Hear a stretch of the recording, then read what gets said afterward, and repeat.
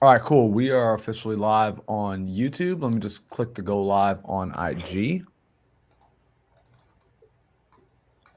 Let's mute Here we that. are. Boom. All right, here we go. We're live on IG right now as well. Yeah, Instagram is going to have the weird formatting. Yeah, Also, if it you is want to what it add is. your IG in there as well, or Yeah, I'll get in. I'll jump in. all right, so guys, what's up? First off, appreciate everybody who's been hanging out in the comments. We already saw people. Robert's here, Gwendolyn here. People who are hanging out saying, "Is this still happening?" Yes, it's still happening. This is just what happens when you let two black people be in charge of the setting of the time. Caroline also works on CPT, as we found out. So we're getting Sometimes. started a little bit later this morning, but I appreciate everybody's patience. I appreciate you guys being here live. Gerald, I appreciate you for being here. Oh, cool. You're setting up Yeah, over there. you're good. I appreciate you for being here this morning, Gerald, because we're doing something a little bit new where, a lot of people have been requesting this, especially they wanted to hear from you. They've been requesting to know some of the background story from the people that are inside the Millionaire Mindset community, the people who are starting to have some success. And you're someone that Caroline and I have gotten to know pretty well over the last several months. I've been fortunate enough that I've been doing coaching with you for the last 7-8 months. Caroline's been also doing coaching with you, teaching you her entire pre-foreclosure process. And as a result, I kind of want to jump right into it on this year alone, 2025, because we're in December. Today's December 8th. In 2025, how much money will you say you would have made from focusing on real estate, focusing on high equity pre-foreclosure? Like ballpark, what would you say would be the gross revenue of checks cleared for you? Oh gosh, I mean, from the last 8 months, just primarily focused on pre-foreclosures, generated well over $300,000. Gee, wait, where's that button? I found the button earlier. I can't find it. Where's my button at? Oh, I can't. No. I'm gonna go find my buttons because we need this. Where is it? Oh, here it is. Oh, Dude, that's huge. That's amazing. So a little over $300,000 cleared. Just gross revenue focusing on high equity pre-foreclosure. And that happened all like overnight, right? Like that's just like within, you just made a couple phone calls. no, heck no. No, there's no way that happened overnight. I mean, otherwise everybody would be doing it. And the hardest thing about it was like I didn't have to do it all by myself because I've had a whole team behind me that was making me look like a rock star this whole time.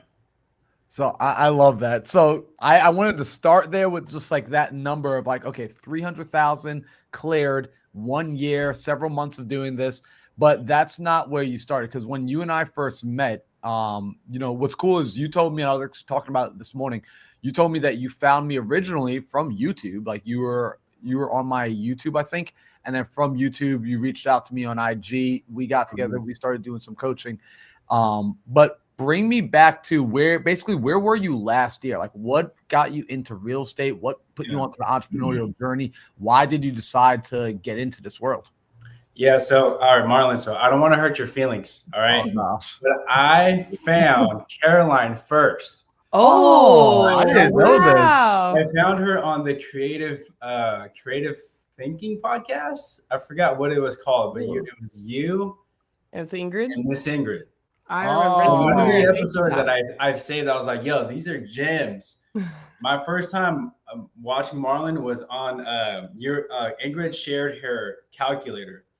And you guys are talking about the war chest, the income, the expenses. No way. And I would always go back to that one. And I'm like, all right, this is sick. I even copied and pasted my own, because you know how she shared the Google Sheets? Uh-huh. I used that for like 2 years straight, not knowing, like I would always reference back. So I'm always like, okay, I got Marlon in my head. I got Caroline in my head, Ingrid in my head.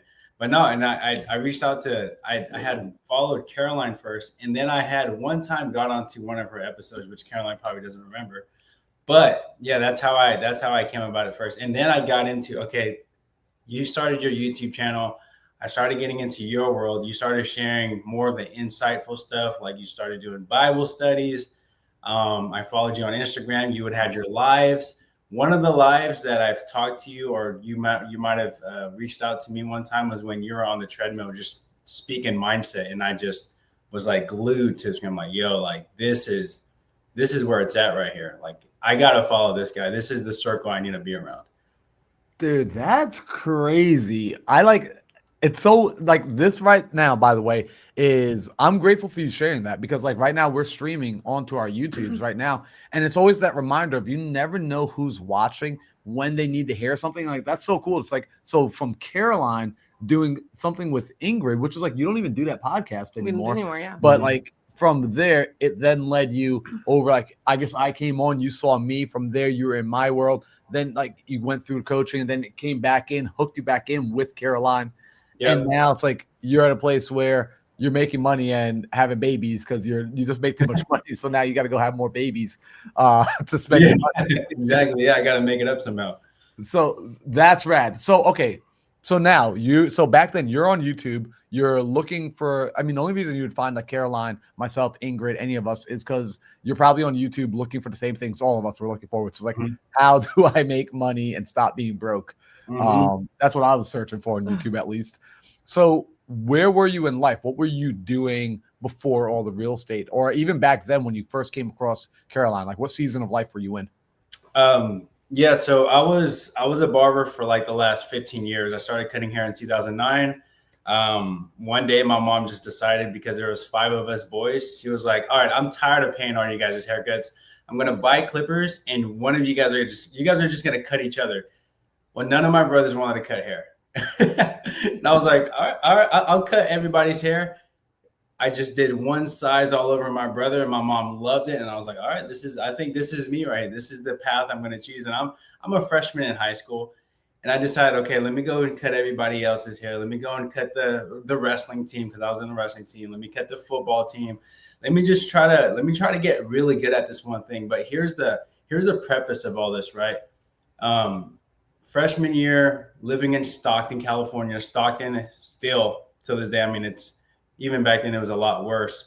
But we definitely my parents kept us inside, right? I wanted to go out all the time, but my mom was like, "Hey, look, you stay your butt inside the house because I don't want you hanging out with nobody that's doing foolish stuff." So I said, "You know what? Like, well, I have these clippers. I know how to cut hair. Let me invite my friends over for the sake of hanging out, not to make money, not to learn how to get better at cutting hair, but for the sake of hanging out." So I asked my mom, "Hey, Mom, if I had my friends come over and I cut their hair because they needed it, but really they didn't, we just wanted to hang out, can I do that?" And she was like, "Yeah, as long as you guys are hanging out in the garage or wherever you're cutting hair, like as long as I know where you guys are at." And bro, like I wasn't cutting hair. I mean, maybe cut here and there, but really, man, like it was just all for the purpose of hanging out, just like how we are here. So I remember it was like 2009, hanging out in the garage, bumping Kanye West Graduation album. So that's what popped it off, bro. And so got into barber school, cutting hair at a barbershop. And one day I realized, like, man, like I love the idea of passive income. I read Rich Dad, Poor Dad like everybody else does. Love the idea of passive income. Saved up for my first down payment on a house with my uncle and my dad. And that blew up in front of our faces because of COVID, right? And I knew real fast, like, okay, this is the game I want to get into, which is real estate. But the income I was making as a barber wasn't big income. It wasn't fast, active income. It was slow and steady. So I'm like, okay, how could I do more of this? Right? Because I've proved to myself that, like, okay, this is what I want to do. The game of real estate, managing the project, because between me and my uncle, he was the money guy. I came in because I had construction experience with my pops, managing crews and all that stuff. How can I do more of that? Then I stumbled upon wholesaling real estate. Then I stumbled upon Brent Daniels, TTP, Talk to People at the time, and I started getting into cold calling. Started getting into marketing. I started getting into like direct to seller negotiating. But it was the very act of being resourceful of like, okay, passive income, real estate's going to get me to that. Doing real estate, wholesaling is going to get me into that, because with the time that I've had as a barber, because I didn't have much money, right? I was making money, but it wasn't like big chunks of it. I didn't have any like real estate skills, right? I mean, I did construction management, but I knew real quick that I didn't like swinging hammers and climbing ladders. It just wasn't for me. And like my dad is this go, task oriented individual, right? He was like, hey, I don't care who's sick. I don't care who has cancer, but the job better get done. And I'm over here like, well, dad, like he's sick. Like he's not here. Like, can we make sure he's okay before, like, who cares about the project? Like, let's make sure he's okay. Totally different type of personalities. And other than that, like the physical part it was all the way in the Bay, and I didn't want to make that drive. But I knew sales was the avenue that I wanted to get into, which is like finding opportunity for my pops in construction, which was funny because every time I did find a job in construction, he would go like, okay, cool. We could do the job. Our bid is accepted, but now somebody has to project the deal, or somebody has to manage the project. And I'm like, I thought the deal was that I brought the project and you managed it. He's like, nope, you have to. So I stepped away from that world. Then I got into wholesaling real estate. Dude, okay. Dang. You know what's so crazy? As you're sharing that, I'm thinking to myself, I'm like, that's right. When we first met, you were doing like the project management work with your dad, and you were trying to figure out like, hey, do we keep doing this? Do I try and scale on this? Because you had a lot of pots on the fire back then. Like when we first started talking, your attention was spread in so many different multiple places. And so I like that you were on that journey of, I want to improve. I know this isn't for me, which I'm going to say right now, I think for the audience members listening, this is one of the most important things to be able to be aware of first, is not always, hey, what is for me? Like you didn't necessarily know a few years back that you were going to be doing the high equity pre-foreclosure, but you started to discover, okay, this isn't for me. I know that it's not just barbering. I know it's not just, doing the small, like we'll buy one property every 2 years and collect a few $100s of rental income. And I know it's not like this project management and construction, at least the way my dad's doing it. And all of that stuff starts to put you in direction of knowing what it is for you. In fact, Oprah Winfrey, she was the one that said the best place to be is if you don't know where you want to be, know where you don't want to be. That's actually the perfect position to be in, of knowing what you don't want. So you got clear now on, okay, this isn't what I want. And you start joining into the different communities. So like you mentioned TTP with Brent Daniels, which we figured that out, that we both had been in TTP together. And I mean, it's great. Brent changed my life, which opened up other opportunities to pace and everything else. But yeah, we were hammering the phones, huh, Gerald? Yeah, it was cold calling mastery. Hey, y'all built some thick skin from it. Yeah, you do. Yeah, for sure. I was calling Knoxville, Tennessee, and North Carolina, Charlotte, North Carolina. And it was a bunch of these nice, like Southern folks, like, oh, like, they like the conversations was just night and day versus like California tired landlords, Tennessee tired landlords. I'm like, oh man, like this is a pleasant conversation. Like 30 minutes of like, I'm fine, how are you? And in California, what? Dude, it's different, but you get to, from all of those experiences, you got to see ultimately was working for you. And what's interesting is, I remembered when we first started talking, you were at that place where you were doing a lot of cold calling. You were building out your wholesale business. You had a wholesale team, and you guys were spending a lot of money on marketing, right? Because you were pretty fully committed, right? Because you were in the barbering was your main day job. That was your main gig, your active income producer, the most consistent cash flow that you had coming in. But actually, let's talk about this for a minute. You mentioned while you were at the barbershop, one of the things, as much you love cutting hair, like you still cut hair now. It's a passion of yours. It's something you're good at. I can't wait to get my haircut from you. And you mentioned that the conversation that you were having in the shop, it was no longer stimulating. It was, you started to recognize, man, there might be something wrong with this environment, at least based on where I want to go in life. Can you talk about that for a second, of like what it was like being in the shop as you yourself were changing? Well, hang on. I'm not in a barbershop either. So what do you guys talk about in a barbershop? Yeah, so he's going for it. Like I saw him thinking. He was thinking. I'll tell you this. So it's not that it wasn't stimulating, because it's still like there's still some trigger points there, right? Where like what I like to say is it's no longer conducive to my goals. Right. And we've heard all the time, like, the best way to booby trap yourself into success is to change your environment. I mean, I learned that from Marlon, right? And I knew intuitively, like, being at the barbershop was the very comfortable thing that I was doing. That's not going to propel me into the next thing.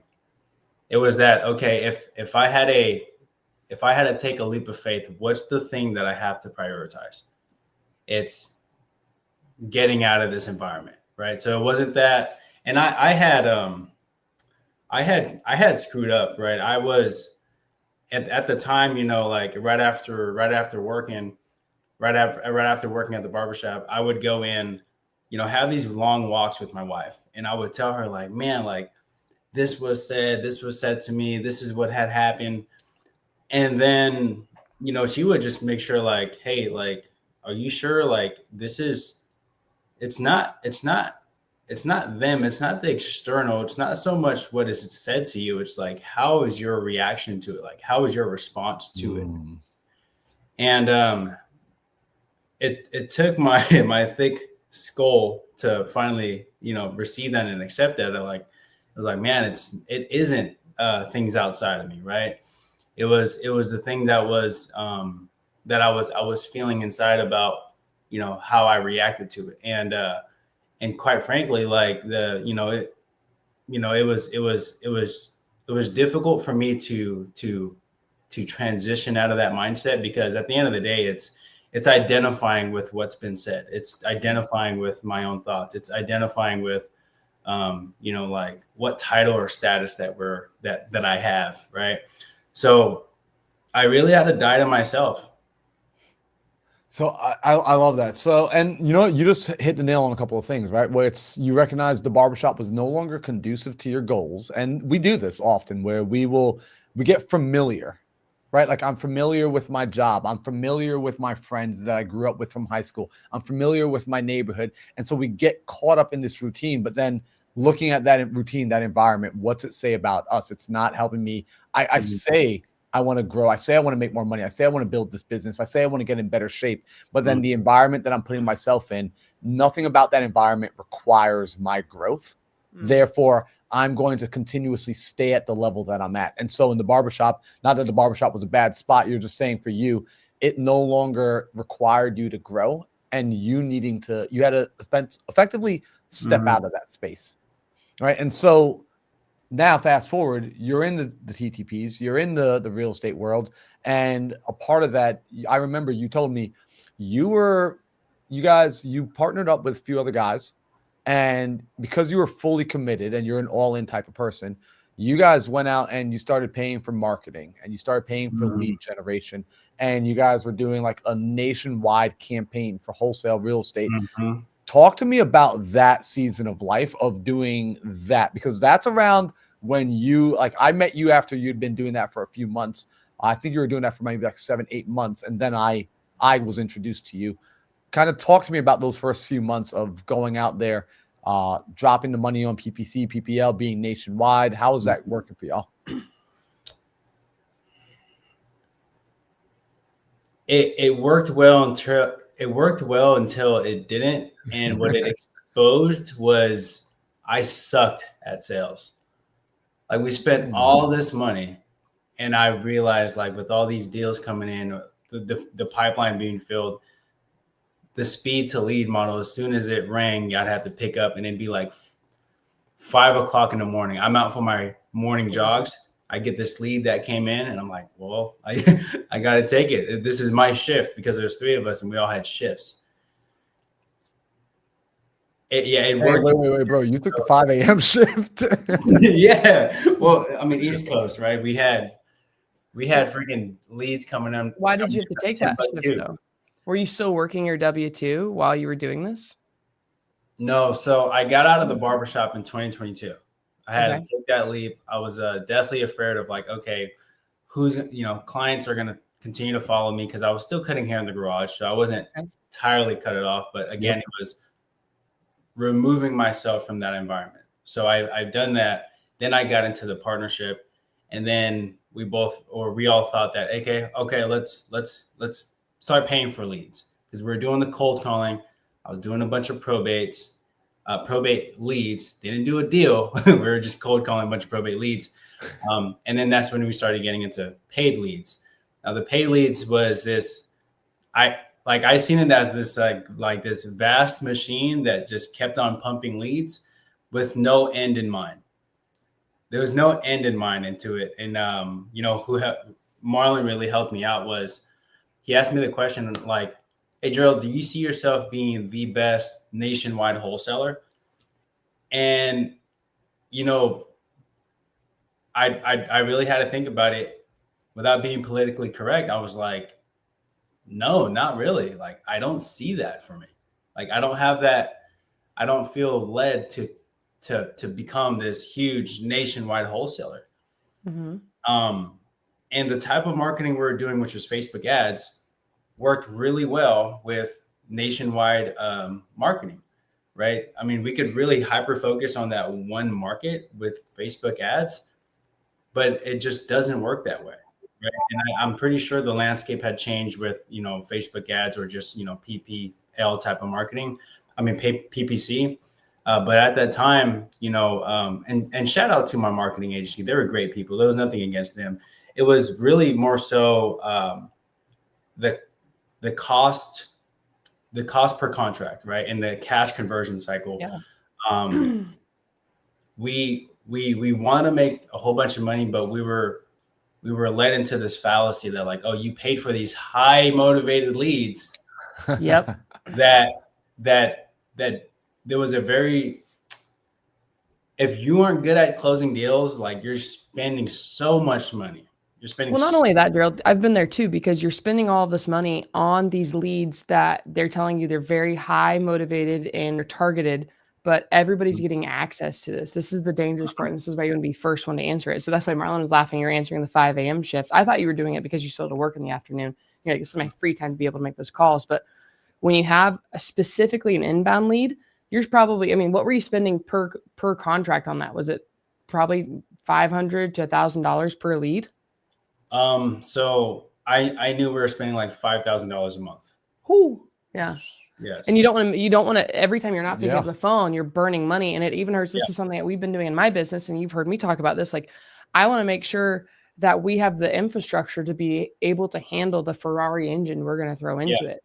So even though you're getting all of these leads coming in, but you're not good at converting, you're not good at sales, you're burning that money up because you're having them coming in and you don't know how to ask the right questions. You don't know how to serve them at the highest level. And then you're just like, man, I am spending the money, but I don't know how to complete this. And now you're probably beating yourself up a little bit, I would assume.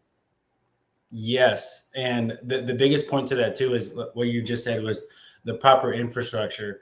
Because we're getting leads from, again, Timbuktu in the middle of nowhere. Yeah.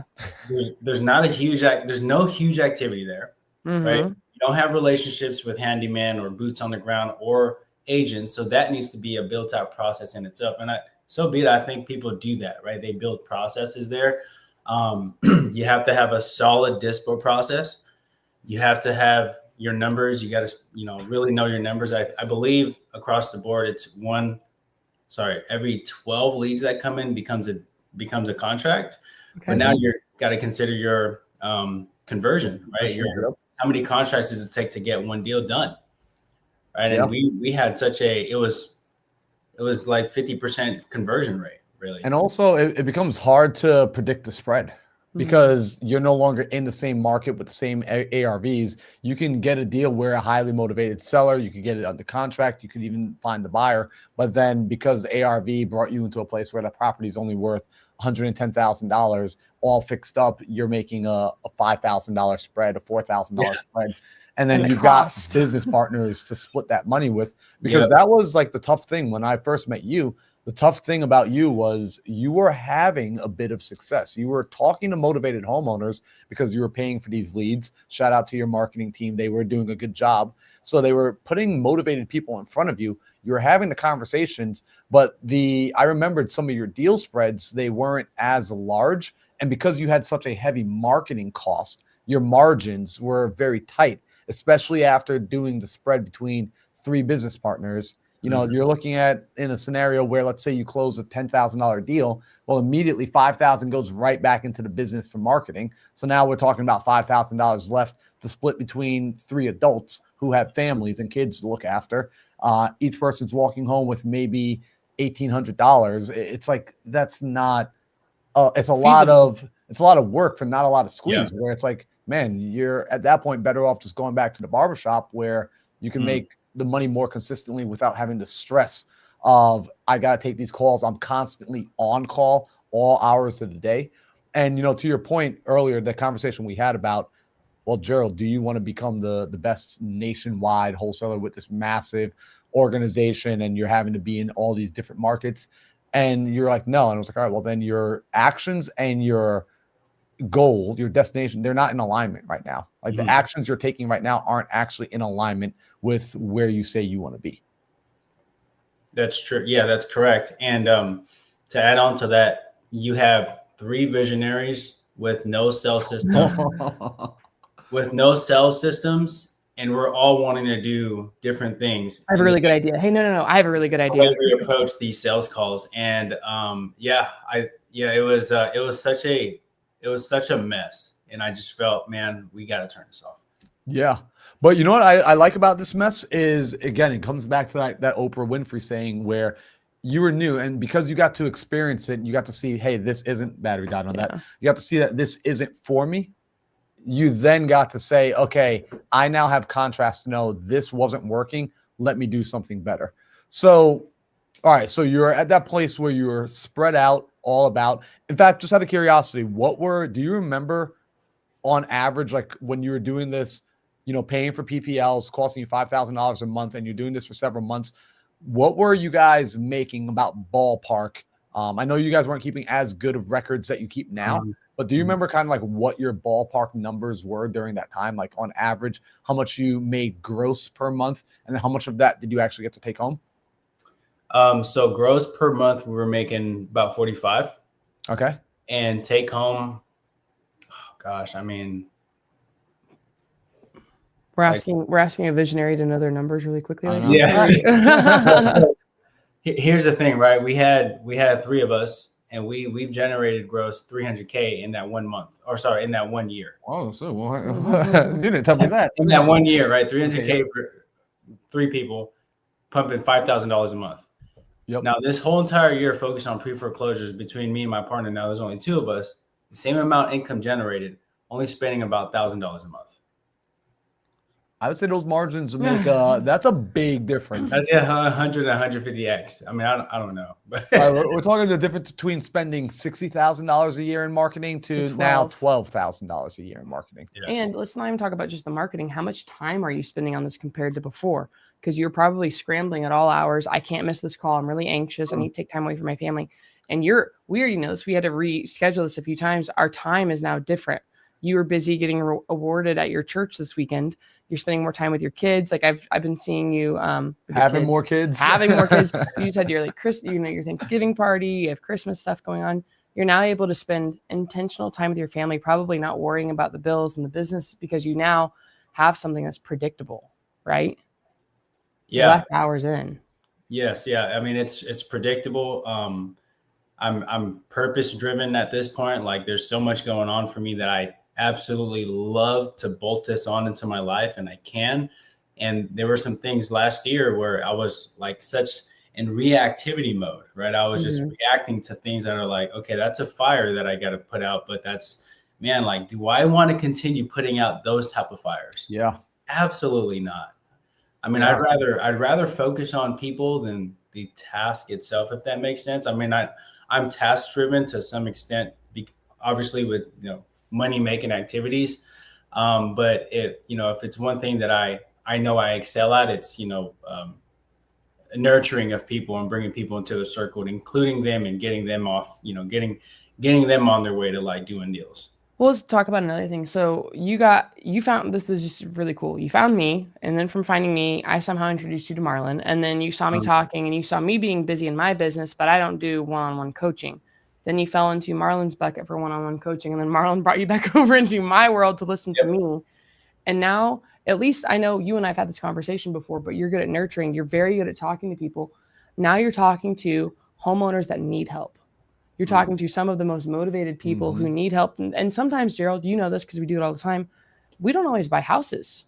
Right now, I've been paying attention. You've been doing really good on social media. I don't know if anybody has not seen his Instagram lately, he's been giving tips on how to stop foreclosures. And this is something we've talked about a lot. One question I get is, well, Caroline, if you're helping people stop foreclosures and stay in their home, how do you make money? And it's like, well, sometimes we don't, guys. And that's the name of the game. It's purpose driven. Yep. It's awesome because we get to help families that are going through the hardest times of their lives right now, when they're struggling, they're overwhelmed, they don't know who they can talk to, who to trust, and what they can do. You're helping people stay. And those few that are inheriting homes, like we just did a deal where a daughter inherited the home from their parents and she had a special needs brother in the home. We were able to put $400,000 in her pocket net. She was able to walk away with $400,000 and get into the next chapter of her life. And I say all of that because we don't always make money, but we get the emotional income and we get to help somebody in the next chapter of their lives. And maybe they will refer us to somebody else, which helps this business keep pushing forward and opens up more opportunities for you. So we're very targeted, we're nurturing, and now you're not dealing with deals in the middle of Timbuktu. I mean, what markets are you dealing with right now, Gerald? I'm in all of NorCal. All of North. So you're only in California now. I'm only in California.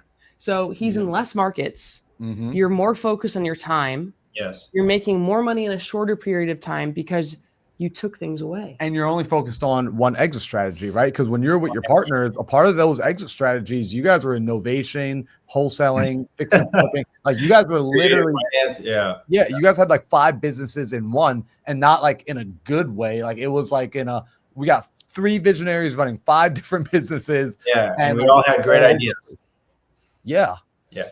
So now you're more concentrated. Yep. Go ahead. Yeah, and I would say to Caroline's point, it's that whole analogy that Marlon you've told me, and I'm like, man, I'm running with that forever now. It's better to go a mile deep and an inch wide than a mile wide and an inch deep. Yep. And to explain that in terms of like your marketing, nationwide, you could be all over the place marketing a bunch of direct to seller, whether that's pre-foreclosure, divorce, back taxes. But then when it comes down to actually doing the deal, you're scrambling, trying to find all these resources, the buyers, the boots on the ground, and success loves speed, right? And when you're doing these deals, you gotta go fast. You gotta take action. But what's better than success loving speed is direction, right? It's direction is way, way better than speed.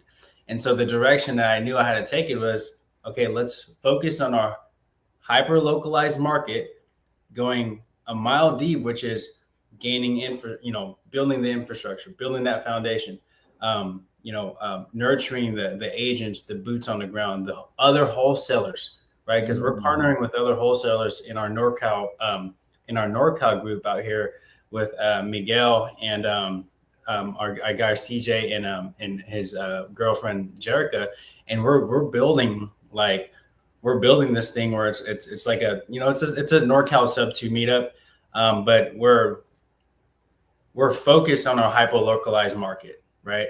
And if it wasn't for that conversation, that hard talk that you gave me, Marlon, with, hey, if you don't turn this off, you're going to end up in that path where you never wanted to be. So we constantly got to think about what's the end in mind. Is being this wholesaler that's nationwide the end in mind, or being a purpose-driven, focus on your community, focus on your markets, focus on the people who want to do deals with you in your market is that much more important. That was a no-brainer. Well, I know you're going to ask something, but my question for you, and this is for me as well in my business, I don't want to be a wholesaler forever. This is just a means to get out of whatever situation you're in to open up more opportunities. It's an influx of capital to your business and it creates more opportunities. So I'm guessing you don't want to wholesale forever as well. Is that fair to say, Gerald? Yes. Yeah, that's true. Who said it, who hit it on the head the best way that I could receive it was Jerry Norton. He says getting into real estate, it's developmental, right? You either become an agent, then you become, whatever direction you take it, flipper, Broker, developer, yeah. buy and hold, Mhm. or a wholesaler where you take it to being a flipper and then buy and hold or developer. I seen it as like, okay, well, that's that first step. How can we get on to the next one? But what you would learn, what I've learned as a wholesaler was you learned real estate transactions. You learn how to talk with homeowners. You learn how to negotiate deals. You learn how to run your numbers, right? Everything that has to do with single family, you learn within that realm that you could take it up to the next one. One of my favorite, I told you this time and time again, Marlon, one of my favorite scriptures is Luke 16:10. When you're faithful with the little, you will be faithful with bigger responsibilities. Yep. Right. And so with that, it's stewardship. It's just being a good steward of what you're given, what God is granting us. And so this opportunity to serve these homeowners I will be granted more opportunity. Right. And I trust in that. I have faith in it. So I love that because, and that's a bar, right? Like, guys, like what you do with the little will determine if you're given the lot. And we say it in like just layman's terms, how you do one thing is how you do everything. And when people look and say, well, this is the insignificant part of what I'm doing, this part doesn't matter. It does, because it's the stepping stone to lead you to that next position. And also the fact that you're saying this, and I want to highlight this, you're talking about building a business that's for purpose. And I want to highlight this right now because a lot of people are going to hear this. And I know our audience, like a lot of our audience, phenomenal Christian community. A lot of them are givers. A lot of them want to go out and do things for purpose. However, they don't think about creating profit along the way. And I want people to understand that for purpose does not mean that it's not for profit, and for profit does not mean that it cannot be for purpose. I actually believe in there's the nonprofit business model, there's for-profit business model, and I believe in the for-purpose business model, which means you're serving at a higher level. You're serving intrinsically, you're getting value in your heart, like you're getting emotional currency along with actual currency. And it's important to go for problems that are high margin problems where you can earn a lot, as well as help people in a very impactful way. Because if you can't make money, the reality is, like, Gerald, you're growing. And as a result of your growth, what's happening now? You're starting to affect other people inside the community. Every time you do a deal, a real estate agent makes money, a title company makes money, the homeowners make money. Like, homeowners literally are getting out of the worst situation in their life. But now, because you're consistently growing, you're inspiring others, new investors getting into the space local to your California market. I mean, I saw you the other day, you were taking people out door knocking and you're showing them and saying like, hey, you can do this too. And you don't need to be afraid about following and doing this, because it's going to help someone else and you will be able to make enough money that your wife, your husband isn't looking at you and saying you're wasting time. Stop playing with that real estate thing and go back to your real job. I'd like that needs to be highlighted, because I need the people in the audience to realize that you can both be a good person and help people at the highest level. Right, like I'm sitting next to Caroline. This is literally what she does. Gerald, we're talking to you for a reason. Like, you help people at the highest level going through the lowest points in their lives. Mm-hmm. And you're also able to make money. And even on the deals where you don't, like last week, you stopped 4 auctions and no money was made on those 4 auctions being stopped. However, lives were affected. Mm-hmm. Lives were affected in a positive manner, in a positive way. And so, Gerald, I did see a question in the side chat, and if you got a question, bring it in a second. But someone asked, while you were going through this, because you made a transition, right? You and we had that conversation, and we realized, hey, the nationwide thing isn't the thing that's in alignment with you. It doesn't serve the purpose at the level. It doesn't get you to where you say you want to go. And so we had a conversation about you need to drop that entirely, cut it off. I want you to plug back in with Caroline. You already know Caroline. Plug back in with her. Follow that blueprint and make that work. And when that meant a rift happened with the business partnership, how scary was that to have that conversation with partners where you're saying, hey guys, I know what we have has been working to a degree. Mm-hmm. We've made money, but I feel called to go a separate way. What was that like, having that conversation? One, it was a lot of convincing, because the constant flow of inbound leads was like an addiction. Oh, this is gonna be one. This is gonna be the one. It was like an addiction. oh, hey, we got something from Florida. We got something from Ohio, Cleveland. Call it now. Call it now. We got a And motivated homeowner. We paid for this. Wow. it was that rush. It was like this. You know, we get into real estate to get out of the rat race. This type of inbound lead flow was like the rat race. The rat race on steroids. It's a rat race that starts before 9 a.m. and goes after 5 p.m. And shout out to one of my best friends, EJ. Right, he helped me through this kind of hard, because he knew all of us that were partnered in this one thing, but he was outside of it, right? And he used to call for me, and he started doing his own thing. But he was one of the few people that I would talk to, and he would kind of just, you know, let me know, like, hey, dude, like, that's exactly what you're doing, is like, you guys are on this hamster wheel of getting these leads, and you could do this one lead, or you could do this one deal, and then you close it, and then there's no true reward besides, like, okay, the income from it. And, you know, granted, I was doing the profit first, so I was taking home money for my family first. That was the most important thing to me, but that was the only thing, though. It was like, okay, we weren't building a real system. We weren't giving back to, you know, other people that, you know, like you mentioned, the agents, homeowners. I mean, if anything, those homeowners, we were getting over on them, because there was no, like, how we treat these pre-foreclosure homeowners. We want them to get paid more than we do, right? And if we don't get paid and they get paid, that's fine too, right? And so there was no value there, besides we're making money off of this hamster wheel, right? So the riff there was like finally turning it off after putting, okay, this is what we're trying to get to. This is what we currently have. And it was just night and day, like, okay, let's cut this off. But how are we going to have this conversation? I told them in the beginning of 2024, coming into January, I was like, hey guys, I'm gonna give this 30 days and then I'm gonna turn it off. This isn't, I'm gonna give it 30 days to see how it worked out. And if it does work out, I'll think about turning it off. But no, I straight up said, I'm done with this in 30 days. I wasn't in on this part. So was he going through coaching with you and you asked him this question, or was this when you were deciding, I'm tired of this, I'm over it, I'm giving it 30 days, I'm going to reach out to Marlon? Where was this in the timeline of everything? Gerald? Yeah. So I got into coaching with Marlon in September. I was telling him about all this. And then I was sharing a lot of, like, hey, these are some of the concerns I don't feel aligned with.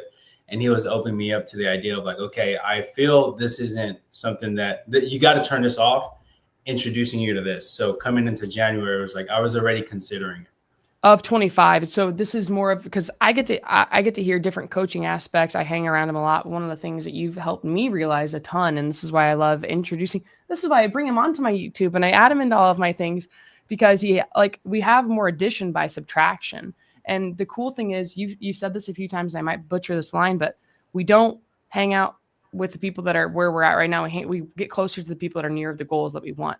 And Marlon has already had a successful real estate business. I've seen you make lots of money in a very short period of time.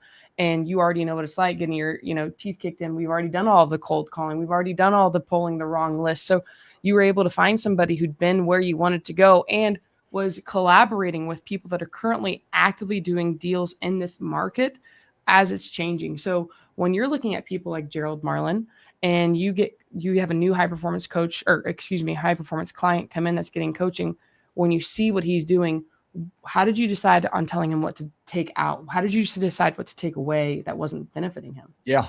So, and Gerald, you probably remember this, right? Where what we did, this is one of the interesting things. It starts with knowing what you want, right? And Gerald, you and I had a very deep conversation. In fact, you and I, before we even started the coaching, I do like an onboarding call where it's usually like an hour or two of me just peppering you with questions. So like you and I, we sat down and I really got to know who you were, what motivated you, what your childhood was like, all those things, just to get a better understanding of who I'm working with. And from there, the time where I lied to you about I had to talk to my wife. Yeah.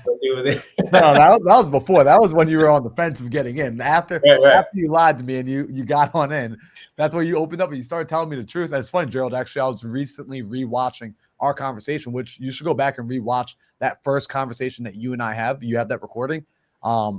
I was going through and listening to everything you were saying about what you wanted from life and what you wanted, like how the level of significance, the contribution you wanted to give.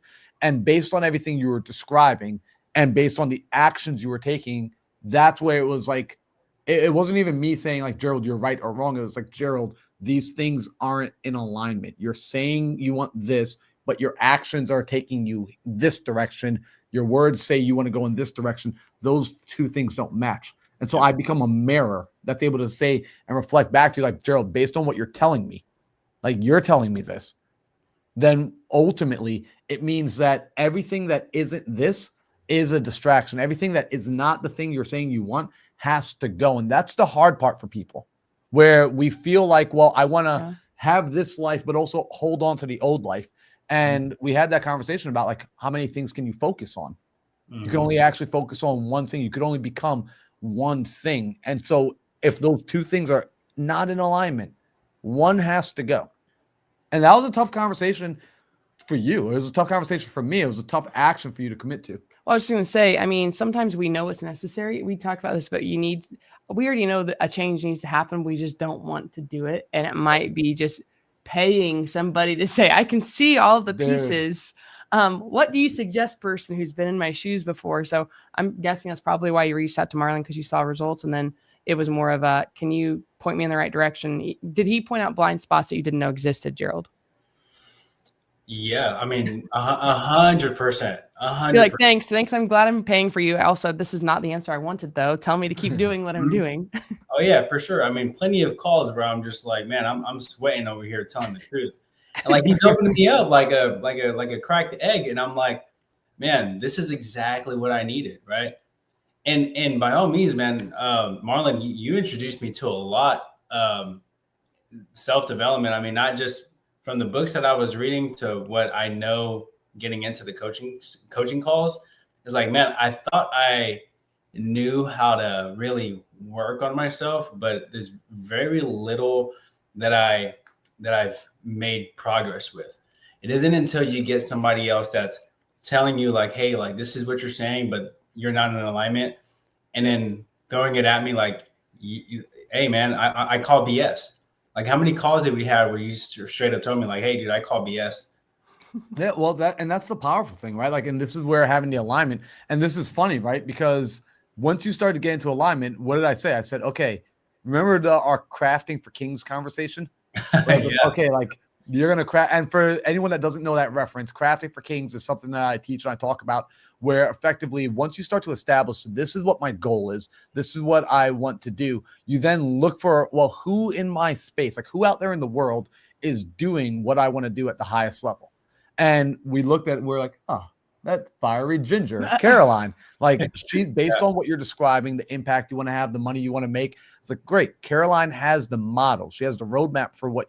And so I said, all right, this is what we're going to do. We're going to craft for the king, which means we are now going to position ourselves to impress the person who is in charge of the area that we want to be in, that domain. Because I know if I can go and impress the king or the queen in this matter, right? The queen, if she is impressed by my work, what is she going to do? She is going to now speak it out loud to the masses. And whatever is good for the queen, the people already want. Because a lot of people are crafting for lack of better terms, the peasants, their friends. They're crafting for their friends' opinion, their family's opinion. But the problem is your family doesn't have any influence over your success. Not really. Go and find the people who can elevate you and put you on and put you up. And so then you started to do that well. And what's funny is Caroline's the same type of way. Like how you mentioned that we would have some hard conversations about you telling me, well, this is what I was doing. It's like, all right, well, here are the facts. You do the exact same thing. You're like, all right, where are the KPIs? Where are the receipts? Give me the proof of action. Give me the proof of work, because now you know what to do, but now prove to me that you did what you know. Mm-hmm. Yeah. Right. So it's like you were able to have that combination between the two. And so ultimately this all, like, once you jumped into coaching, once you started hanging out with me and Caroline, instantly, like day one, your life just immediately got better, right? Well, no, I mean, it was. Oh, what?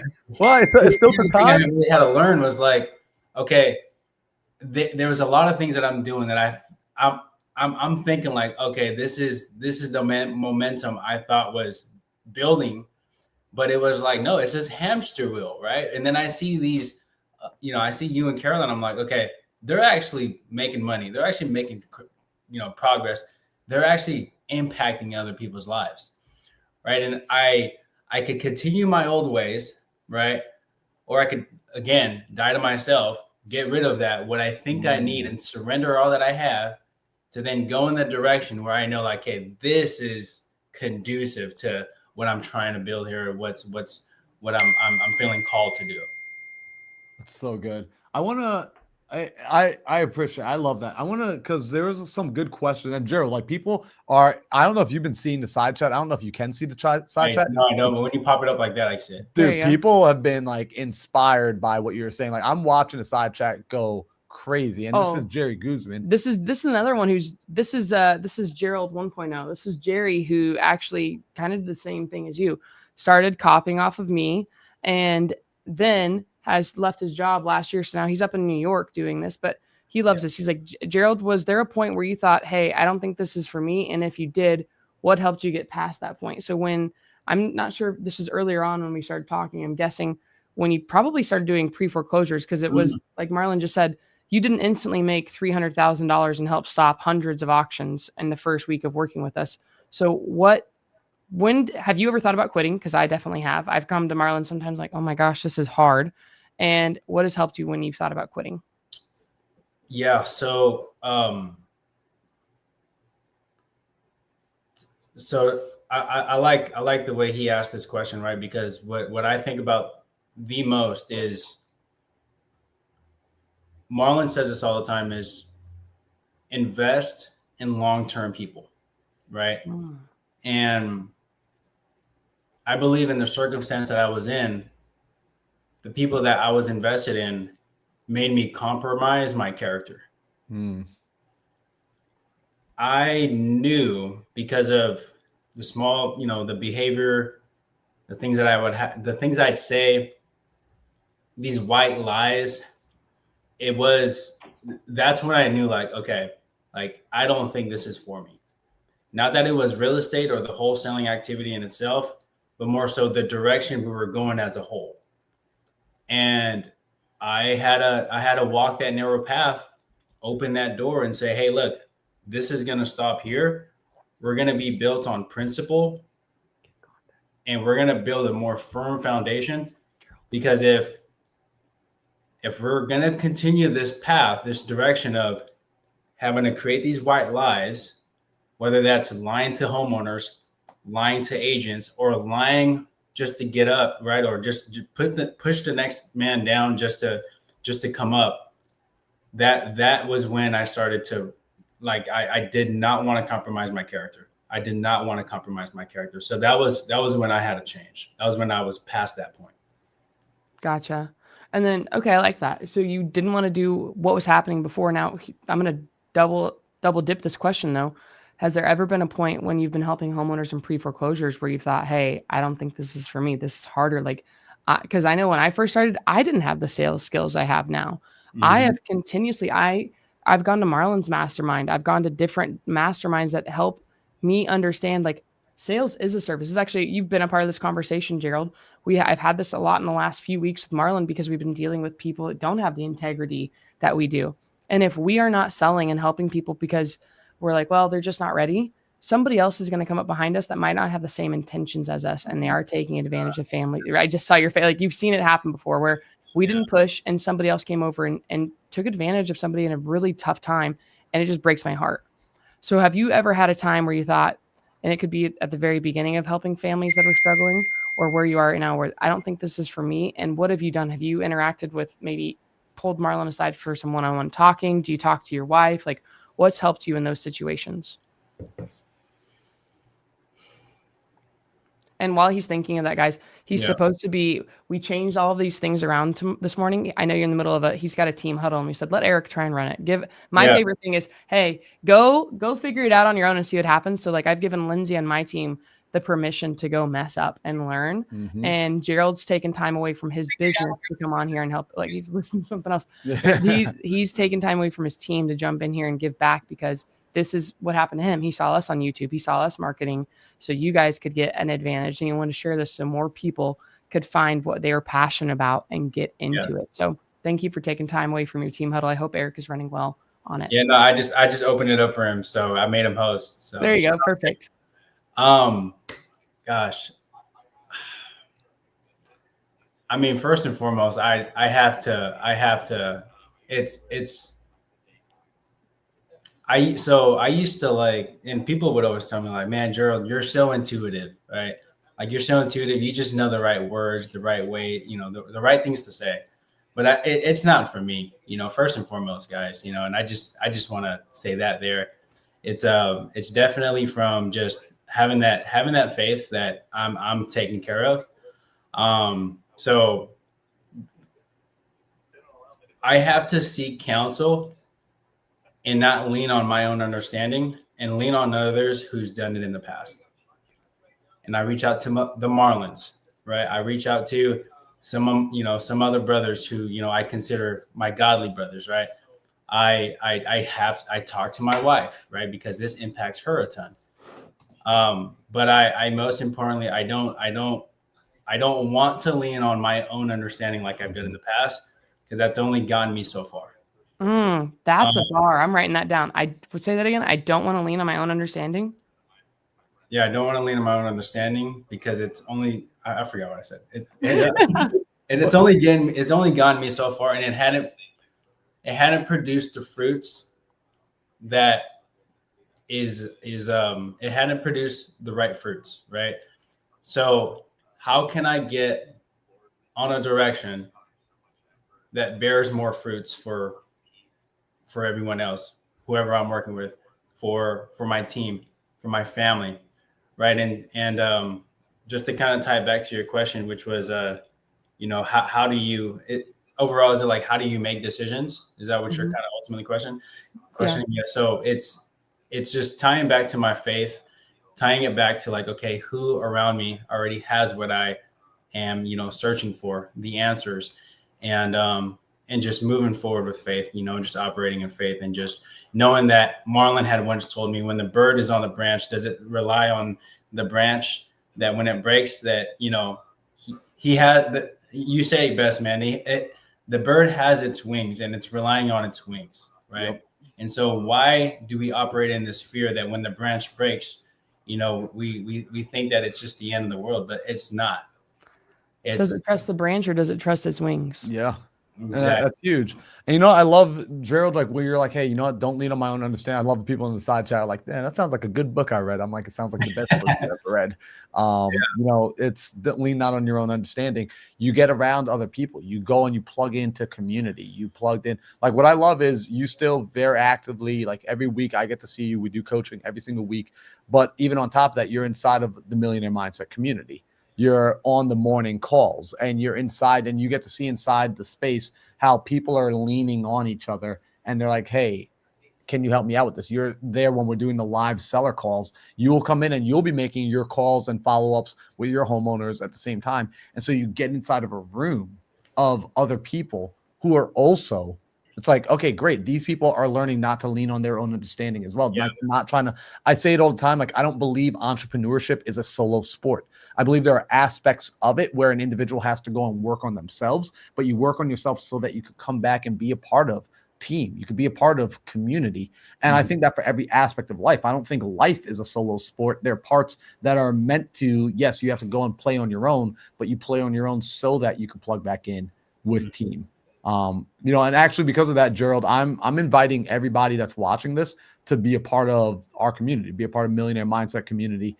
And what I'm doing is you know this, Gerald, and the people who are already on here already know that recently we had raised the price of the MMC to $250 a month, but I'm doing the Gerald special. Today we're doing the Gerald special where I'm keeping it at $100 a month, and people are going to get a 7-day free trial if they join inside today. So I'm putting that side chat in the side link where I want people to be able to jump in there, because ultimately being around like-minded people, being around people like you're doing this. And I want to give a huge shout out to you, Gerald. Actually, I don't think I've said this yet.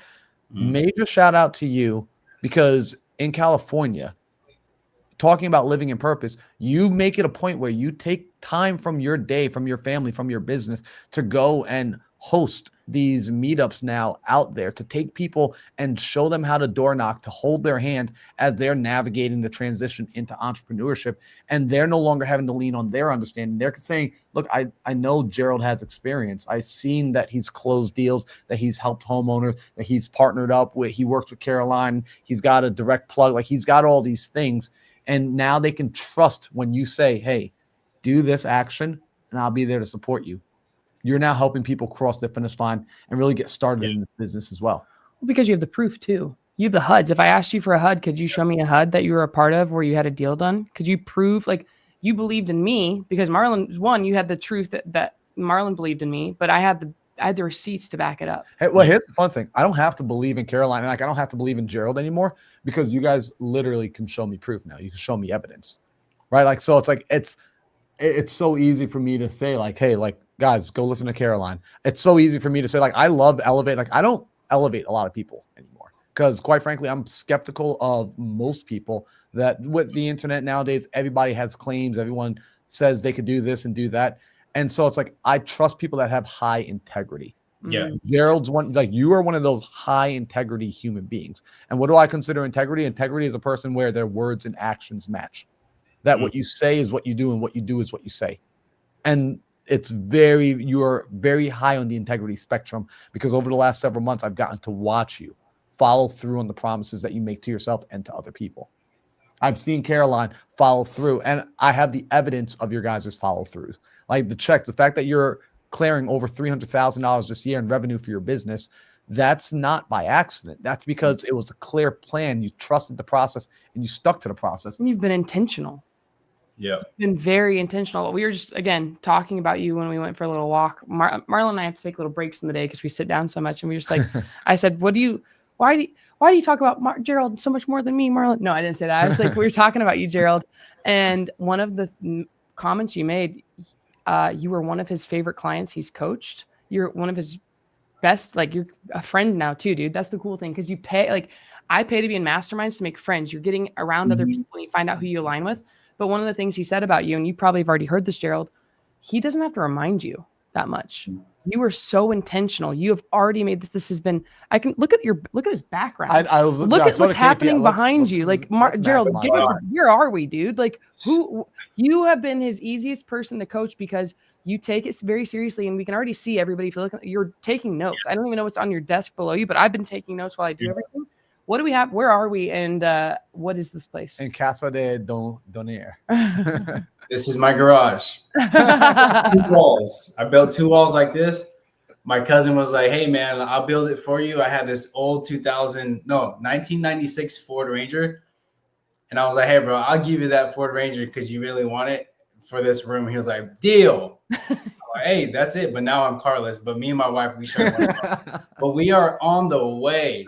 We are on the way, you guys. You know what's cool too? Now you're carless and you're on the way. I'm guessing now you guys have 1 car to share as a family, right? Not 2? Absolutely. Yeah. So you have 1 car.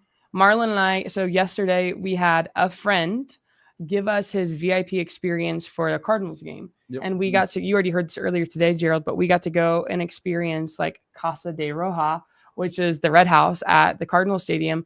And everything was included. And we're not big drinkers or big party animals, but we walked down there like, all the drinks you want free. We're like, oh, I got 2 margaritas. I got a spicy and I got a regular. And Marlon got his martini. And then there were crab legs galore. Yeah. And we had, an entire salsa bar. There were tacos, burgers. I mean, everything. And it was delicious.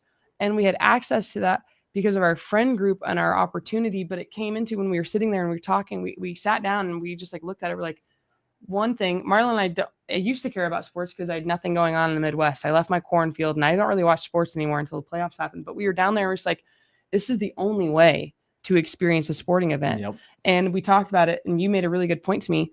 Sometimes, and actually, I'm really curious if you're watching this live or you're watching it after the fact, you don't know what you're missing if you've never experienced it. And you reminded me of that. Like you didn't even know this portion existed. If you guys ever watch the football games and you look like the 50-yard line seats, you're like, those are the best seats in the house. Why are they empty? Because those people are downstairs partying in the exclusive house, or they're getting all of the best food, the best VIP experience. We saw the employees coming out to the seats and saying, "Oh my gosh, Marlon, it's so good to see you and your family again. Are you guys looking to upgrade to the next level of seats? They're only $100,000 a year, and you're going to get access to hold the sweaty towels of the football players afterwards," or whatever they were saying. But we don't know what we're missing out on until we've experienced it.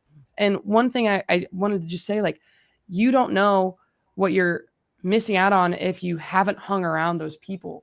And you're now friends with us, Gerald. Like, we already told you that we're planning on doing a mastermind. We're thinking of doing it in February, where you're going to have, we've already talked about, it's the experience and how do we get to hang out with more people, and how are we going to reinvest every dollar that we make this year so it can compound and make us even more. So you guys downsize to one car, but now you have an office space in your home where you're able to maximize the work. I mean, how much money do you think you've made in this room right now that you're sitting in? Oh gosh. By getting rid of, and I know a 1996 Ford Ranger, that thing is like priceless. That's a good truck. I can't believe you got rid of that. You can't kill those. But no, dude, that's going to run forever. Your cousin's lucky now. Yeah, well over $500,000. And I haven't even scratched the surface yet. Dude, so you invested in your future by adding walls to your garage to make an office where you can really focus on what's important to you. You gave your cousin an opportunity to go make more money with a truck. This is how you're reinvesting in yourself. So good. You added walls and distractions. Yeah, and just the future pace, right? Like the direction we're going now is, I'm so comfortable in these four walls that now I have to go out and new level by helping other people, because it's, and you know, granted, like it's one of those things where the terror barrier that we talked about, right? It's like, okay, things are getting uncomfortable. Let me just go back to cold calling. Let me go back to, you know, doing my follow-ups. It's interesting because one of my good guys out here, you know, he just started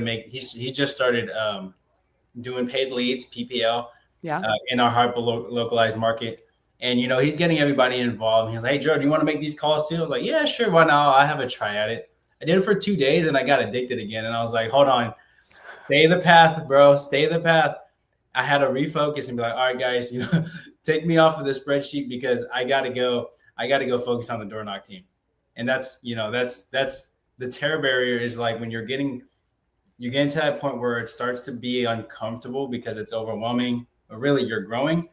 There's that point where when you break through that barrier is when you start to make change and you start to really break through. And otherwise, when you are being overwhelmed, a lot of folks that don't see it through, they go back to the very thing that's like, this is comfortable. This is where I'm going to remain. But you push on through a little longer, you will get to the finish line. I like that you add, and I'm not going to let Marlon talk here for a moment because I'm in a flow state with you. But one thing is you could go back into just cold calling, but you paid a coach to help you elevate higher. And now, you know, it's not the best use of your time cold calling. You're the best. Like, dude, you and me, you've seen me. We're doing like, and even tonight, I think I'm going to do some seller calls. So from 5 to 7 o'clock Arizona time, I'm going to call some more homeowners so we can help them stop the next chapter. But I'm really good at cold calling. Yeah, is that the highest and best use of my time, though? No, it's me being out here talking to other people, connecting with other trustees, connecting with other lenders and title companies and opportunities where we can have a larger impact. So even the three of us, you had a call. This is the nice thing when you get into coaching with Marlon. I just go on walks with them sometimes. So I jump in on your coaching call. But we talked about one thing that you had with Eric and the whole team.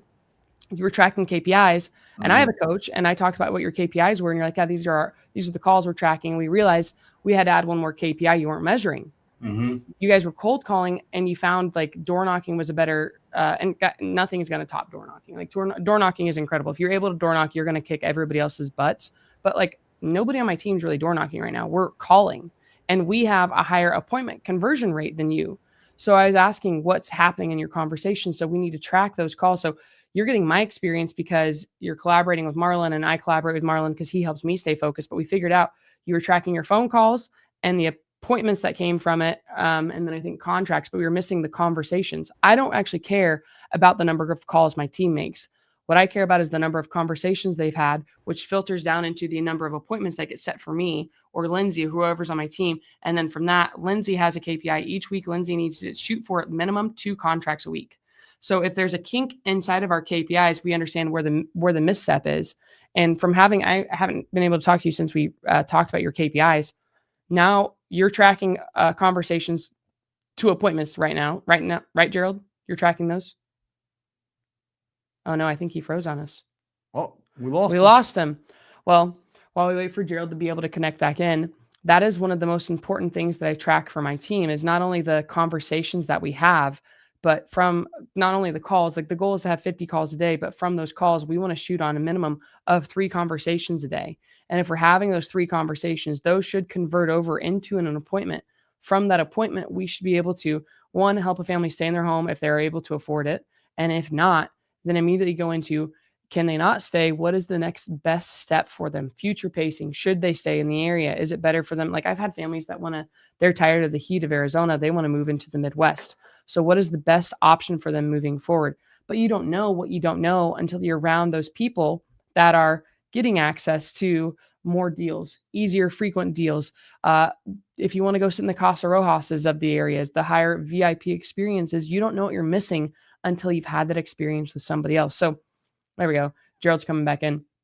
So when you guys are in a room like this, or you're thinking of hitting the goals that are important to you, where do you want to be and how do you, like, do you have maybe some kind of quiz, Marlon, somewhere where people can figure out, and I might just be making this up, what they want to accomplish? I could already tell you're making, I don't have a quiz like that. Not for, no. Short answer, no, I don't have something like that. So what would you suggest if somebody's like, I know I'm uncomfortable with where I am right now. I don't know what I want, but I want a life that's intentional and purpose driven because that makes me feel full. Then they would have to do, my first thought is you got to do the clarity workshop that I do. Okay. I do a clarity workshop. It's typically something I do with just like my clients, but it's about going through and getting crystal clear on what it is you want to accomplish, what makes sense for you. But you have that. So if we connected with you, we could figure out what our true goals are. Yes. Okay. That's awesome. So that's the way to do it. Gerald, I see you're backstage. Gerald's frozen. I think he is still frozen. Maybe we should call him from our phone. I don't want him to miss out on this. I want to ask him how his KPIs were doing. Yeah, there's a couple of questions. I see new Gerald walking in. So we'll add Gerald. Oh, you got him? Go ahead. You do it. So I'm going to add Gerald back in. Here we go. He's back inside here. But also, I want to be respectful of Gerald's time because we have a tendency that we could just like keep talking, and I want to be respectful here. So Gerald, there's a couple of questions that came up during the conversation that I want to Can I just finish my question that he got cut off on? Oh, sure. So since you've been tracking those KPIs, Gerald, have you noticed a difference of the conversations to appointments? Have you been able to figure out where the disconnect is? Yes, it's the confirming the appointment and the appointment set, right? Or the upfront contract when setting the appointment. Okay. And so we want to be able to prepare them for what the appointment will be like, and that's the upfront contract is letting them know, okay, hey, this is what the call will look like.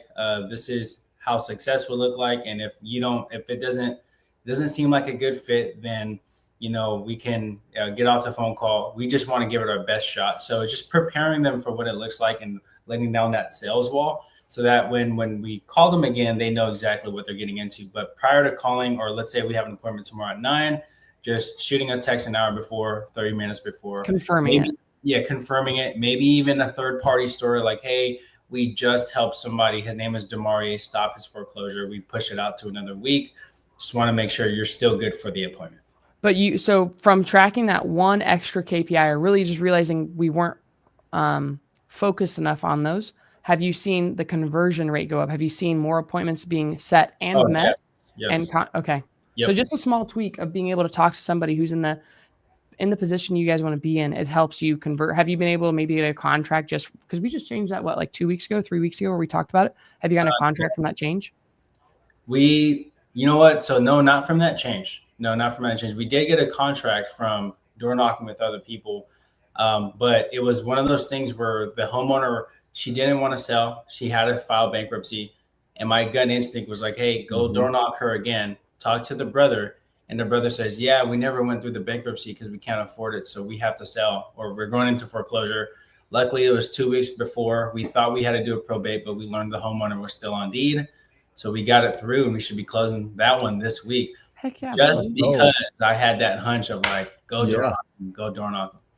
Well, you learn to trust your intuition. Now, like I said, I can keep talking to you all day long, but I do want to be very respectful. I know this was a last minute ask and request, so I appreciate you taking time to be here this morning. I appreciate you. Just you are very flexible with your time and schedule to be here. So I want to be respectful of that. So there's some questions in the side chat that had been asked, and these are towards you, Gerald. So Ish out of Denver, he says, blessings from Denver, Colorado. How do you handle the emotional aspect of working with clients in distress? Because we're talking to people sometimes at the lowest point in their lives, and it can be very easy to take on a lot of their heaviness and their emotions into our lives. So what do you do, Gerald? How do you handle that? Yeah, so specifically pre-foreclosures, when you're door knocking, as soon as I walk up out of that car, before I walk on that driveway, I divorce all desires to do a deal. I know that somebody else on the other side of that door is going through some heavy stuff, right? And when I talk with them, it's all about how you intro yourself. Obviously, you want to open up with compassion, open up differently than everybody else. But in order to really work with people who are in high distress, you got to come off as trustworthy as possible, and that's the way you carry yourself. That's the way you talk. That's the way you're listening to them, right? One of our core values that we share in our daily huddles is listen to understand, not to respond. In the beginning, at first, I would talk with homeowners and I would go straight into okay, this is what we can do, right? We're not collecting as much points of pain in order to see if we are capable of solving what's going on in their world. So, one of those things with like talking with the distressed homeowners is, there's going to be so much things that you want to say because you already have the thing. You already have the keys to help them solve that problem. Yeah. Right. But you got to stay in the pocket. You got to allow them to talk. You got to allow them to talk and really open themselves up. Right. And having to get them to open up is a whole different can of worms that we can, that we explore inside the school channel with the seller calls that Caroline hosts. It's all about building of that rapport. I love that. And those calls that like Caroline does, like as a bonus inside the community, are like absolutely fire. So again, I don't say thank you enough, but thank you for coming inside there and doing. Well, you buy me meals, so I do it. Gerald, we got to get you on there because they're hearing me all the time. Would you be open to letting us hear you make some calls? Heck yeah, I would. Dude, yes. That's the best. Cool. So actually, a quick part 2 of this. And this goes for both of you actually, because I know I dealt with this. When you do get to know them, you do listen to understand, and now maybe Mrs. Smith is unloading 30 years of stress onto you, and she's telling you about how her husband died and now she has cancer, and like it just, you're really taking in their stuff. What do you guys do for yourselves personally after you take in and you have enough of those conversations where maybe you're carrying people's emotions with you outside of that appointment? What are you doing to reset so that the next day you can show up and now you're not just like bag of doom and gloom? How do you prevent yourself from essentially going into depression, listening to people talk about their most depressed stages of life? Gosh, I've actually cried with homeowners because some of it's really heavy. I mean, you're dealing with, like, I've had people who are disabled. We've had to help get into new homes. We've helped them pack up their items. It's really tough. Honestly, I feel like this is just me just selling Marlon a lot. One of my favorite things of having you as a friend, we went to a brunch the other day with a few people, and one of them asked about one of the hardest times of our lives. And, I've covered it before, but I don't go into extreme detail. Like, for those of you that don't know, like, I've been very poor. I've been to a point where like my car was going to explode and I wasn't going to put money into it because the engine was just seizing up. I found out that Take 5 Oil will give you unlimited oil top offs for 6 months or 3,000 miles, whatever comes first. So I wasn't hitting that 3,000 miles. I wasn't driving far, but every week I was going through about 1.5 quarts of oil. So I found out how to be very poor. And I just kept thinking life was happening to me. Life was really tough. Like, man, of course of course the engine's going to explode. Of course somebody's going to cut me off in traffic. And one of my favorite things about you, I'm an aggressive defensive driver. So I will still get annoyed when somebody slow cuts me off. I'm like, of course this slow person cut me off and they can't drive. And you have really helped me change my perspective. And I celebrate and I practice gratitude every single day. And that's not something I did before I met you. I didn't focus on, like, Marlon is the mindset guy and you've talked about this for so long, but just that little, you will send out text messages and you'll tell me why you're grateful for our friendship. And Gerald, you've done that too. You have done a really good job of paying attention to what Marlon said and found the queen of the court to help elevate you. Because I'm always like, this guy is more than just good looking and has a strong hairline. Like, he will actually help you out. And I think hanging out and finding a friend, like we get to go play pickleball, we get to go do fun things. I am the luckiest girl in the world, not because you're so handsome, but because I get to play with my best friend every day and I get to bounce ideas off of you. And you've helped me share that with other people. And now, like, somebody gifted me this little bracelet. I don't know if you've ever read it. Can you see what it says right here? I was confused by it. Be a light. So I was given this little bracelet. It says be a light on it. And I was like, thank you. I didn't know why they gave it to me. Like, oh yeah, because you're just a sunshine. You're just a ball of light to everybody else. And that's one of the biggest compliments I get from people, is that I help light up their life. And I've always been fun and bubbly, but I haven't been this grateful and present until I started hanging around the Geralds, the Marlons, and the people in this inner circle. My life has gotten much better. So I try and tap back in to hanging out with you or someone like you when I can, because it's helped me a ton. But practicing gratitude is a big one, because it is really heavy and you have tough conversations. What about you, Gerald? Yeah, I mean, you stole the words right out of my mouth. I knew it. That's why I went first. You stole the words. So I would always say, like, how do you deal with, the heaviness of situations? I just I know, because I've gone through that with my family before. And I could really speak on this. And I love Ismail's questions when it comes to the emotional aspect, because I grew up in such an emotional, unstable household, right? And I love my parents, so it's not a knock on them, but the construction industry is a very volatile industry, right? Mm-hmm. And especially if you own your own business. So we felt that up and down of the emotions of the market, because my dad was going in the up and downs of the market. And because it was that unstable emotional frequency of, like, we don't know when, like, it's going to be a good day or a bad day. Yeah. Matter of fact, one of the few things that I've observed, and I'm such an observant person, right? Like I do listen more than I talk. What I've observed when I was young is what I knew it was going to be a bad day when my father would go, to the casino, and based off of how my mom reacted, because of the way that she was if either he lost money or he made money was going to determine her reaction. Right. And again, it's not to put it on them. It was the emotions. It was the spirit. It was the energy in the house. It was so unstable. Right. I grew up in that environment, and I love my parents, but that environment I don't want to create for my family. Yeah. Right. I'm not comparing myself to my parents. It was just like, I knew what it was. I knew it was a spirit. I knew it was the energy. I knew it was just the type of the vibration that I would carry. So carrying into the homeowner's house, or bring it into the homeowner's situation, like that's what they're going through. And it's weird. And I feel like this is why it resonates with me the most, is like, I'm familiar with this. I'm familiar with the low negative vibration of depression, depression, right? That I've had to deal with that coming up, and entrepreneurship was the best thing that I had going for me. It's just the epitome of self-development.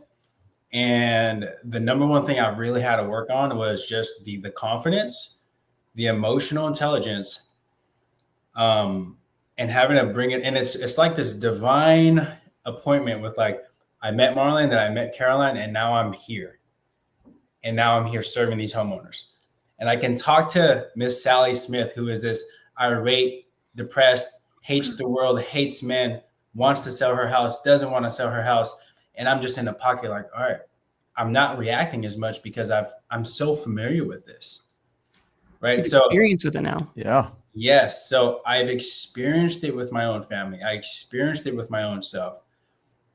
It's going to take another homeowner to, like, get me off my rails, to be like, okay, this is different. But no, like they're all familiar. They're all going through this up and down vibration of energy.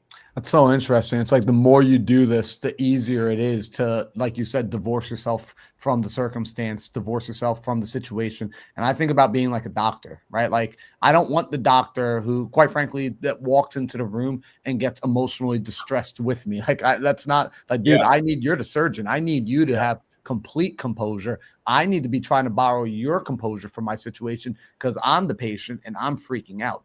And like you said, it comes from you having walked through your own personal valleys of death, you having gone through your own crucibles, and you just showing up. And this is funny because this is like a part of this morning's conversation that we had inside of MMC where we were talking about, guys, like you got to be willing to show up bad. You got to be willing to show up ugly. You got to be willing to show up imperfect so that you can get through and earn the right to do this at a higher level.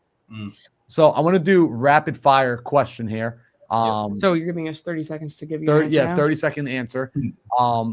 Matt Wallace Jr. says, Gerald, did the shift career change your personal habits? Yes, absolutely, 100%. Getting into real estate, I'm not only just from barbering to real estate, I used to talk to just one person for like a whole entire hour. Now in real estate, I'm like talking in Zooms, I'm talking to my team members. So it's having to like speak to the masses, right? Generalizing like thoughts and values and principles and concepts versus just diving deep into like one person's story and just sharing that one thing to that person and just elaborating a whole ton on that 1 hour. So like my personal habits, which is being capable of storytelling, being capable of connecting the dots. What I mean by that connecting the dots is just like, how can I tie the story to make sense to that one individual person versus now to a bigger group of people. So storytelling is like a personal habit that I'm trying to be competent unconsciously. Again, I just said this about Marlon the other day. I remember when Marlon first started focusing on storytelling, I've had so many compliments because I bring, this is the other thing. Now that you're around Marlon, how many other doors have we opened up for you because of who you are and what you're focusing on? Marlon has helped me. I get access to his network. He gets access to mine. But next time you have a coaching call with him, make him take you through storytelling even more, because I've watched Marlon when he first started working on storytelling. Your storytelling, I had so many people that complimented me because I brought him to a speaking engagement. They love the way I am trying to look at you through the camera here, because when I look at your eyes, I just get so lost. They're so beautiful and caramel. No, but you really do. You're very good at storytelling and you're very good at making people feel seen and heard. And Gerald, you do that too. You both are actually, you have very similar personalities. I think. Was just complimenting. I think it was before you jumped on the morning call that we were doing today that I was complimenting your storytelling. I was like, guys, I remembered watching Gerald's first handful of posts, and it's like, they weren't that good, but they were done. So done's better than perfect. So they were good in the sense of everyone that never made a post, you beat them.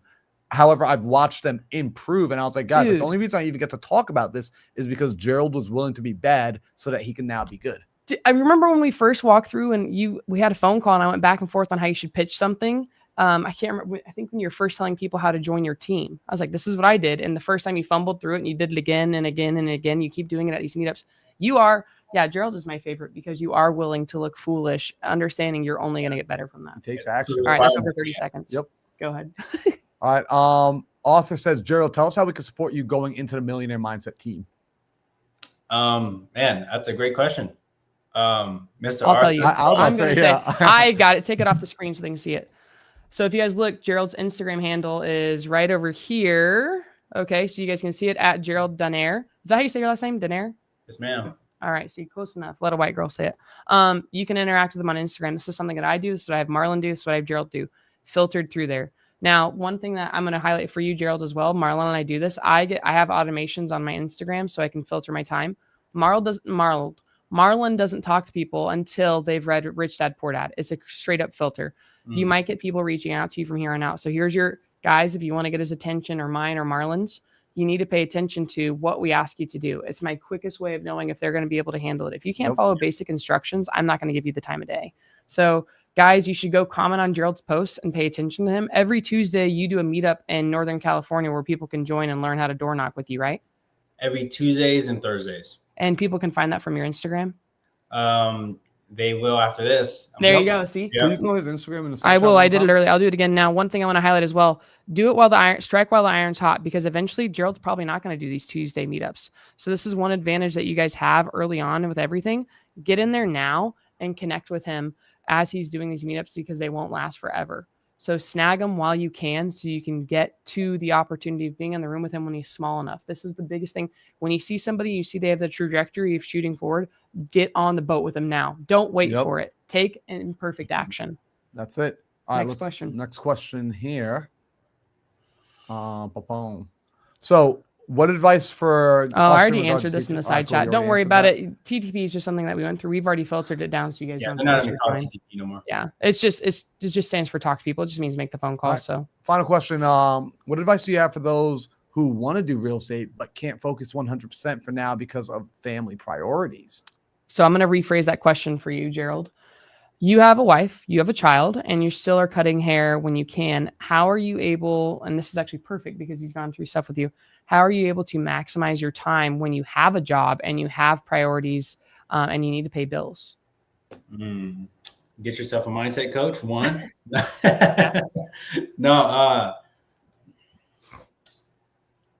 What does your day look like? If you showed us your Google Calendar. So my Google Calendar is all over the place, right? And I remember, and this hit home with me, there's no such thing as balance. Integrate everything. Yep. And again, booby trapping my life for success means if I want to be a better husband, a better father, a better business community leader, how can I integrate everything together? Now, does that mean that my attention is spread elsewhere? Yeah, possibly. But as long as it's on the things that matter to me the most, and I'm depositing myself each and every day, every single day that every single moment that I can get, right? That means 10 minutes with my wife, but fully focused on her, and then getting back into the workplace, which my workplace is my garage. Right, booby trapping my environment for success, and then for other priorities like my faith, right, or fitness, everything is booby trapped to where I can do it efficiently and effectively within my own home. Now, does everybody have? Is everybody capable of doing that? Whether you live in an apartment or you don't have your own house, probably not, but that should be the next goal for you. So for me, 5 years ago, it was, man, like, how do I get out of this barbershop? How do I get out of this barbershop? How do I get into real estate? How do I start a team? Well, that's the direction you're headed towards. So that's kind of the overall thing is what I would say, Emmanuel, is, no such thing as balance, integrate everything. Love it. I think that's perfect. And that's a great way for us to start to wrap this up. So Gerald, first off, I want to say thank you so much for making the time to be here.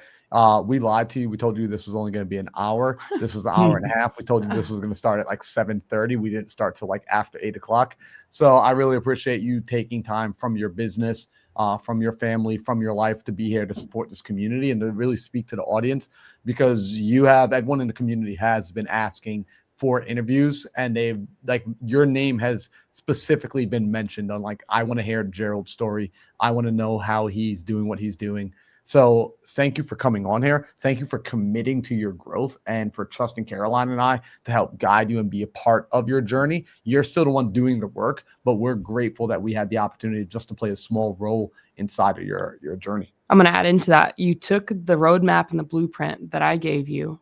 You implemented it and you bounced. There are things that Marlon and I do that are very similar. I do focus on portions of my stuff as mindset. It is boring. The money is made in the mundane, but you took what I gave you, you implemented it, and you kept going back to him. You were almost you're like a pinball. You're bouncing back and forth between us, and it's leading you into success. So you're so much fun to interact with and talk to, and I can't wait for us to collaborate in the future and do even more. I'm really proud of you, man. So final thing, Gerald, I'm going to give you the last message here. What do you want to share, if anything, with people, someone who's brand new, getting started, maybe feeling a little overwhelmed, feeling stressed? What words of advice, encouragement would you like to share with them? Yeah. So if you're in that season of overwhelm, stress, and uncertainty of like if this is the vehicle for you, continue to just look in the mirror, have those hard talks with yourself, find accountability partners, people like Marlon, like Caroline, that you can ask questions to, and they give you like real, like non BS answers, no matter how much it may affect your ego and like hurt you. Like if it does, then that's where you should start, is like, okay, why do I feel that way? Right. And just addressing those emotions, addressing those trigger points. Me coming from, again, like the emotional, instability, like household, I knew that was where I was at, and I can speak on that for, most of all. But the number one, and the number one thing above all that is just kind of like take things as they come, and just receive that it's a challenge that you have to partake in. You have to go through this. You have to go through that uncomfortable challenge. Have those hard talks. And Marlon, I appreciate you, man, for all the coaching, man, in the last year, and just, staying patient with me, staying consistent with me, and all that you've done for me and my family, for my faith, for my business, the direction that you've put me towards. Like, I know for me, like, there's a lot of things that I just gotta, take the first step, and it takes a lot to do that. It's that leap. It's always constant leap of faith, but knowing that you're there to guide me is so reassuring, man, because everybody needs that. Everybody needs that coach. And then for Caroline, I appreciate you for being who you are, having those hard talks with yourself.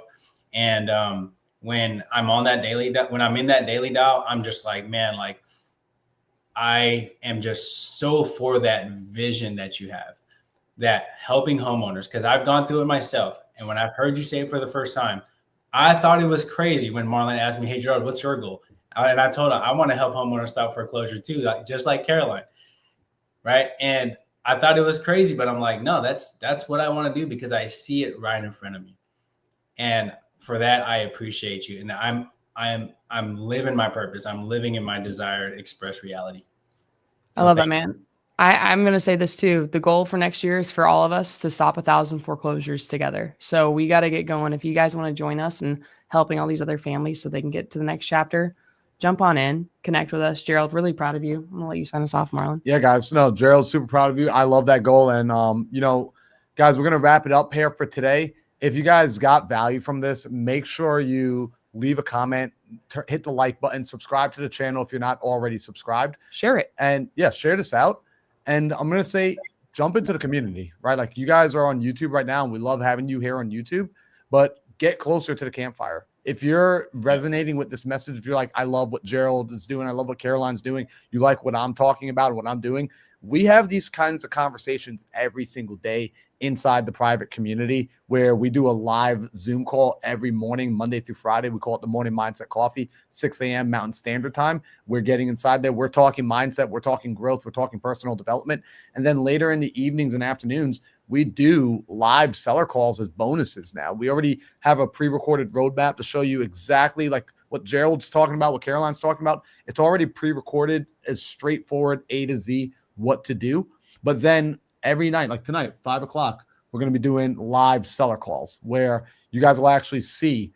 We'll have Caroline on the team. Gerald hopefully was going to be making some calls out there. Lindsay's going to be making calls and actually talking to homeowners in real time, going through the process, not seeing theory, but seeing the actual. So if that sounds good to you, jump into the school. I shared it in the side chat. Just go to school.com/MMC.